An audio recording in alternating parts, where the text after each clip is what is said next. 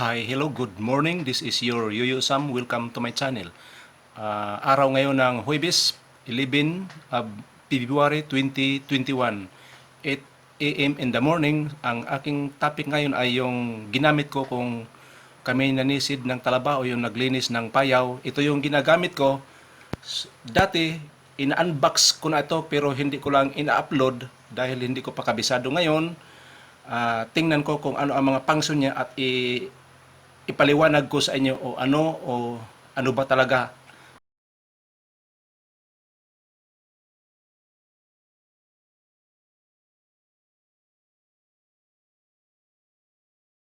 Ginagamit ko, nilagyan ko siya ng stick at mayroong tali.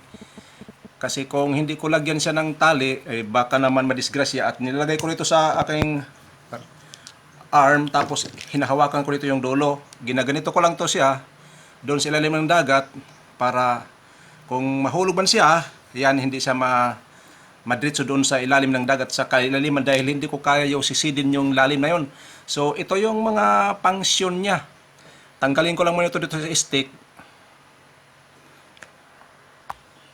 Ang kaibahan lang nito dahil kung continuous ang pag-shoot mo, mga 1 hour mahigit lang.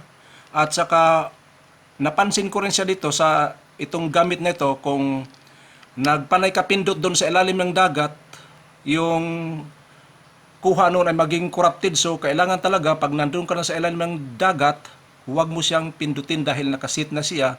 Kasi kung malalaman to kung mag-record siya dahil yung kulay blue dito, magbi-blink. I-on ko lang muna. Ganito yan siya. Pag nagre-record na, i-on ko lang.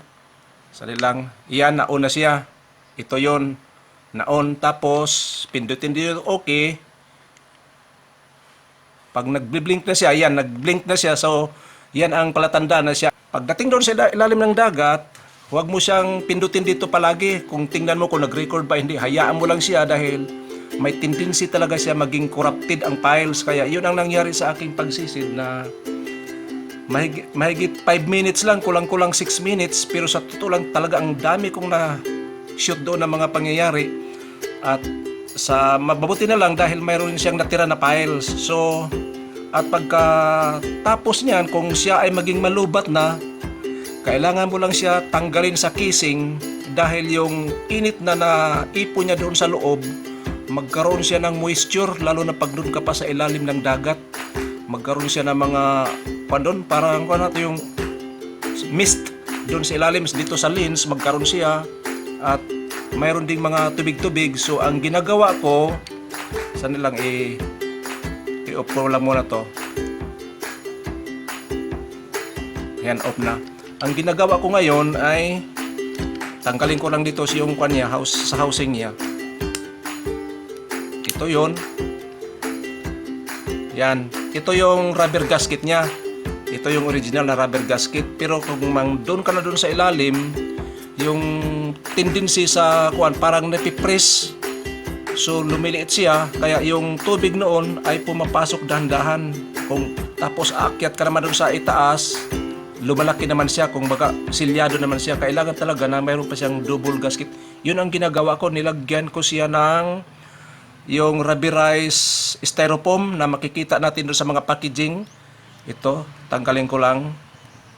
Yun ang ginagamit ko ngayon para por siguro na hindi siya mapasukan ng tubig. Ito, yan, nilalagay ko rito. Ngayong Sabado, maaring masubukan to dahil sabi, manisid daw uli. So, nilagyan ko na siya ng preparasyon. Nilagyan siya ng preparasyon. Tapos, ito. Yan. Ito yung sa loob-looban niya. Yan. Ang rubber gasket naman siya, ay sabi nakalagay na pumasa daw sa standard of waterproofing. Pero yun lang ang napansin ko, parang hindi nakapasa dahil pag nandun sa ilalim, siya ay magkukompress, so papasok yung tubig. So yan ang dahilan kaya nagkaroon siya ng moisture doon sa loob ng tubig, sa loob ng kamera. Ito yung kamera niya, 4K yan o. HD ultralight. Okay rin to siya, ni-record ko doon, hindi ko kasi na-set doon sa pinakataas na minutes ang nailagay. Doon lang sa to, kaya pala, minutes off na naman, 2 minutes off naman. Ang magpipilian mo lang dito ay yung 1, 2, at saka 3. Nilagay ko doon sa number 3 yung 3 minutes sa pinaka-maximum para kung magpunta naman kayo doon, hindi na ako mabahala na kasi mayroon talagang magandang nakuha na hindi mo maiwasan. I-on ko lang muna ito. Yan, nauna. Ito naman siya, mayroon siyang sariling mic, may siya, built-in microphone. Makapag-record ka lang dito sa microphone kung tanggalin mo to dito sa housing, pero kung doon sa dito na sa casing, dito sa loob siya, ingay, yung lang yung napansin nyo doon, yung ingay ng tubig, yung parang kumukulo, yun lang ang nakukuha niya. Pero safety siya. Mayroon din siyang yung dito, yung memory card. O pula muna. Yung memory card niya ay ang ginagamit ko ay 32 gig na memory. Ito, yan. Kasi kung gamitan mo siya ng 16 pababa, hindi siya compatible. Maging unsupported siya kasi 4K ang nakalagay, kaya kailangan talaga niyang mataas na memory. Yun lang ang maganda nito. Pero mag-shoot ka lang ito na mag-shoot, pwede na siya. Kung mga 1 meter below sea water, pwede mong hindi ka na maglagay dito ng itong ginamit ko kasi nasubukan ko lang ito ng 1 meter yung nagkuhan ako na yung sa short tour in the beach. Yan, sumisid ako noon, wala naman nangyari, pero nung sunod na araw na sumisid ako ng mga doon na mahigit yon ang naabot ko kasi hindi ako nakarating doon sa puno sa taong na sumisid na doon sa mga 6.5 kasi malalim na yon. Kaya inaabot ko lang yung kuhan ko, yung kamay ko doon para makuhanan siya, pero hindi ko talaga kaya. So ito yung ginagamit ko na memory, 32 gig. Ang halaga nito ay nandito sa mga 800 pesos lang ang halaga nito. So kailangan talaga ng kuhan ito. Yung pag-setting naman nito, ganito lang yung pag-setting. I-on ko lang muna. Settings. Tapos dito sa itaas, ito, pindutin mo to dito for record.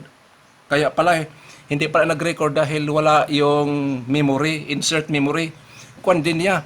Pag wala siyang memory, hindi siya nagre-record. So kailangan talaga siya ng memory. So sandali lang, ibalik ko muna yung memory. I-off ko lang muna para hindi maging masira yung memory niya. Kung isaksak mo na kuan, baka masira. Sayang naman. So ito, ganito pagsaksak niya. Dito sa ibaba sa kuan yung kulay ay yung pangalan, yung sa loob yung may kuan copper dito. Ayan. Nag-click na siya at ngayon i-on na. Sorry lang, hindi ko pala ibalik yung memory. Ayan, i-on ko ulit siya. Ayan, on na. On ito ang kuan niya.